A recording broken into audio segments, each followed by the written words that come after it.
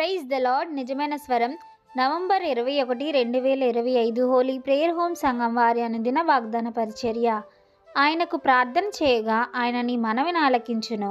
యోబు గ్రంథము 22వ అధ్యాయము 27వ వచనము.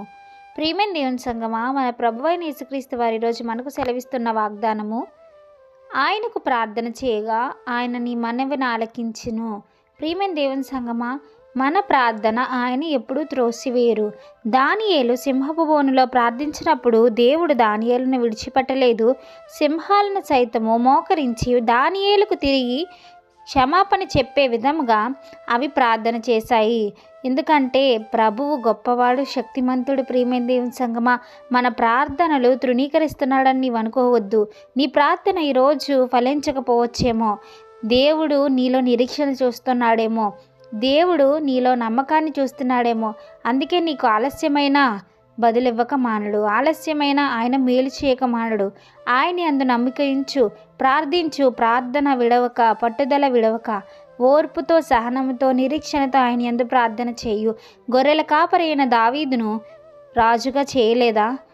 కానాను విందులో ఆయన ప్రార్థిస్తేనే నీళ్లను ద్రాక్షారసముగా మార్చిన మన ప్రభువైన యేసుక్రీస్తు వారు ఈరోజు నీ జీవితంలో, నా జీవితంలో కన్నీటిని నాట్యంగా మార్చే దేవుడు, కన్నీటిని సంతోషంగా మార్చే దేవుడు. నీ దుఃఖ దినములు ఈ రోజుతో సమాప్తమవుతున్నాయేమో. ప్రార్థన చేయు, మోకరించు, ఆయన యందు నమ్మకించు. ప్రియమైన దేవుని సంగమా, ఈరోజు నీవు పడుతున్న బాధకి దేవుడు ప్రతిఫలం దయచేస్తున్నారేమో. నమ్మిన వారందరూ దేవుడికి కృతజ్ఞతాస్తుతులు చెల్లించి ఆయన యందు నమ్మకంగా ప్రార్థన చేయండి. ఆయన నీ మనవిని ఆలకిస్తాను అని అంటున్నాడు. కనుక ఈ వాగ్దానం మనందరి జీవితాల్లో నెరవేరాలని కోరుకుంటున్న వారు దైవజనులు బ్రదర్ పి. నెహెమ్యా గారు. God bless you. ఆమీన్.